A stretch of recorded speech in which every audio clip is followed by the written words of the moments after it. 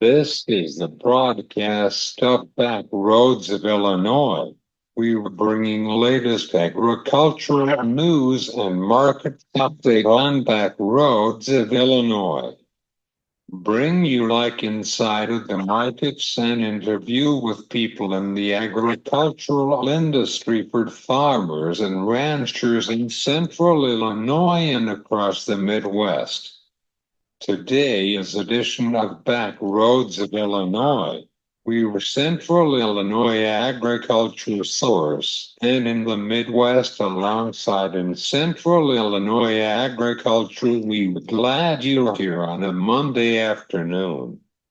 This show powered by AgriGold for Central Illinois, your AgriGold reps Brett Lahr. He is your AgriGold reps for Central Illinois. We were talking about the cash market in upper Midwest and in the Dakotas for right now with tariffs proposed by the presidential candidates for Donald Trump and Harris as well on the product from China. We were talking about that with Ed Usset from the University of Minnesota Extension. Grain market analysis Ed Usset. This is your agricultural news and markets update on Back Roads of Illinois, sponsored by AgriGold for Central Illinois and Kyle Bumsted, your broker license for the agricultural commodity analysis from Allendale Incorporated this on Monday afternoon in Central Illinois. We are watching the drought for Central Illinois. We're not having any rain or snow, but this winter could be cooler than average because of Louisiana and Nina and the Pacific Ocean from the ocean temperature and pressure in the water from Louisiana and Nina and the Pacific. In Brazil, they are getting ready to start planting season for right now in the region of Mato Grosso. We are watching the drought in down Brazil and Argentina. There is more pink slip in John Deere in Moline and Davenport facilities for today's deal for the company. In addition to that, former President Trump grows tariff from John Deere in Mexico. This been your agricultural news and markets update on Back Roads of Illinois. Sponsored by AgriGold. We were coming back with Ed Usset from the University of Minnesota Extension.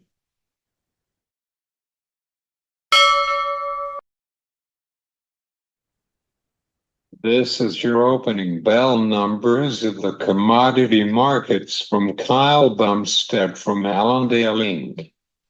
Corn futures are up at 3 to 5 cents. Soybean futures are up at 4 to 6 cents. Wheat futures are up at 8 to 10 cents. This is your livestock markets for today's open. Cattle futures are up at 3 to 5 cents.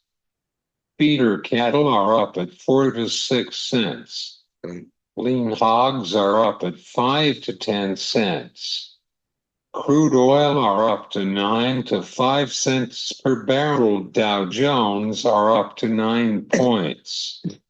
This markets update sponsored by Kyle Bumsted, your commodity analysis from Allendale Incorporated.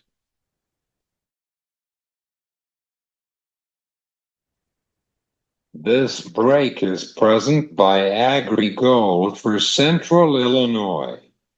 AgriGold is best variety of seeds in Central Illinois. Find your AgriGold reps for today or AgriGold. Come.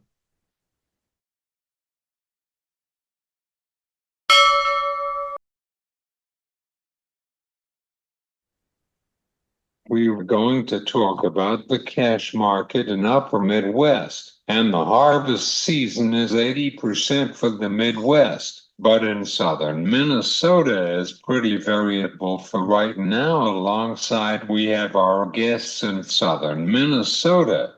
They tell us that the field is pretty wet in southern Minnesota.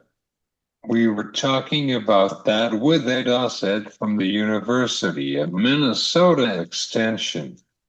Hey Ed, how are you today? I'm doing great, Caesar. Thank you. Let's start with our conversation about the corn cash market in Upper Midwest. What is the prices at the terminal in Minnesota and South Dakota? Well, in southwestern Minnesota, we're looking at corn bids in the 380 area, 380, 390. Now, this is at elevators. If you go to nearby ethanol plants, they might be as high as 410 to 420 a bushel. There's quite a spread between the elevators and the ethanol plants. Those prices are kind of disappointing, Caesar. We had a pretty good rally early in October, late September, early October, and we've given much of that back. You know, we had prices 25 cents higher just 20 days ago, but we've at least for the last day quit going down.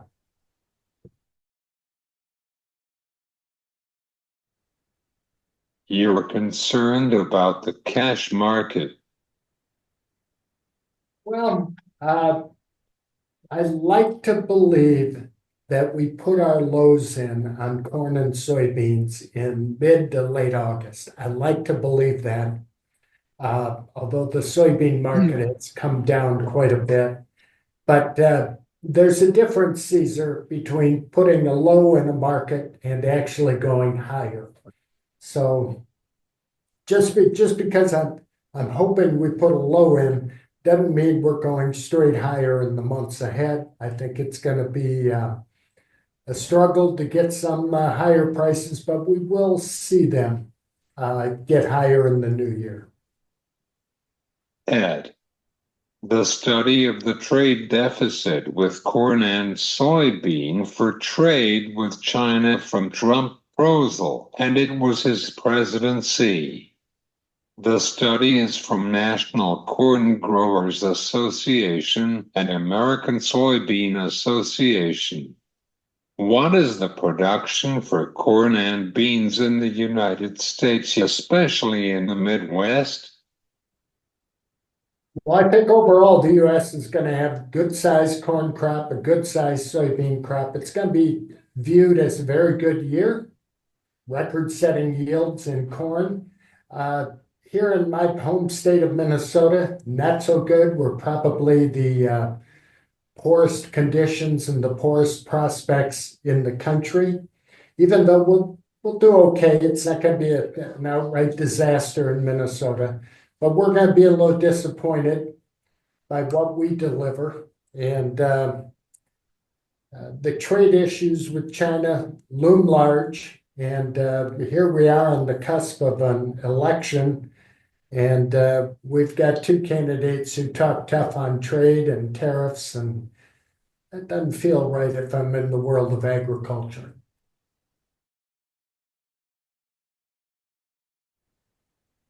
Did you hear about the study from National Corn Growers Association and American Soybean Association? I'm not up to speed on that. I know there have been a number of studies concerning the tariffs and the trade war going back to 2018. No, I'm not familiar with the specifics of those studies.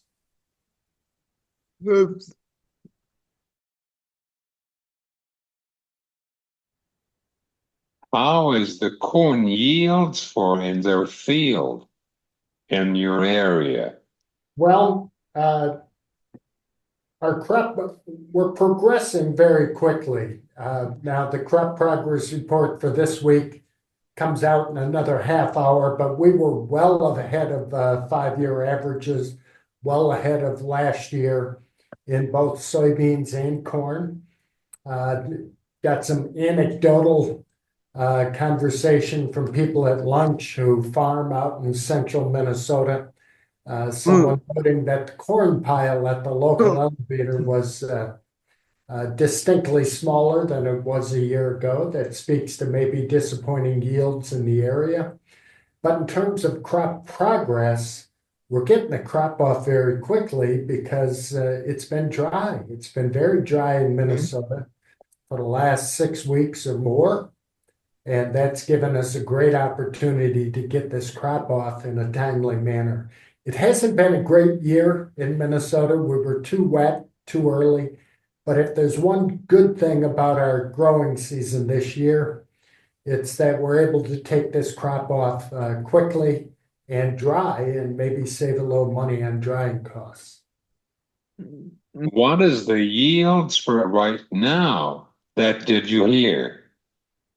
Yeah, Minnesota's going to be a disappointment. I'm sorry, Caesar, I don't have the last, the October estimates from USDA, but Minnesota's somewhere going to be in the 180s, low 180s for corn, which is kind of a disappointment. I like to think on a good year, we're in the upper 190s. So again, Minnesota is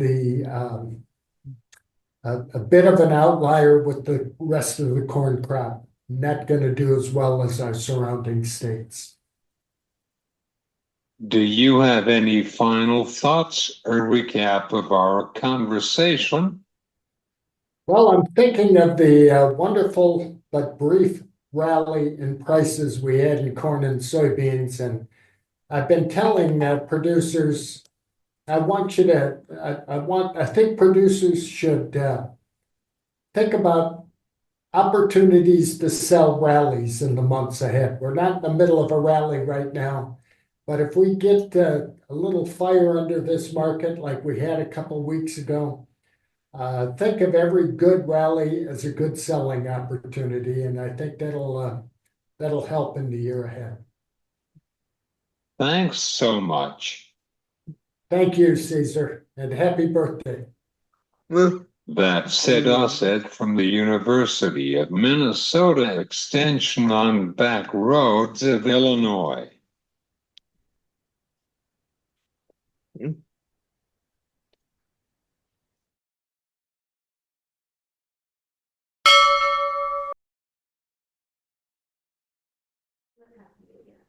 This is close bell numbers of the commodity markets from Kyle Bumsted from Allendale Inc. January feeder cattle $1.25 closing at $244.250. December live cattle $500 closing at $186.825. December lean hogs $+ 450 closing at $78.275. December corn +4 single quote 6 closing at $4.09 single quote 4. January soybeans +7 single quote 0 closing at $9.89 single quote 6. December Chicago wheat -0 single quote 4 closing at $5.72 single quote 2. December KC wheat +1 single quote 4 closing at $5.82 single quote 2. Closing quotes provided by Kyle R. Bumsted Branch Office Manager Erickson, Nebraska Allendale Inc. Thanks to our friends from Allendale for bringing the final numbers of trade. Thanks to Ed Usset from the University of Minnesota Extension. We're running out of time on our show, but you can listen to our show on YouTube and whenever you get your podcast. This has been Back Roads of Illinois. I am Caesar Delgado. Have a good day.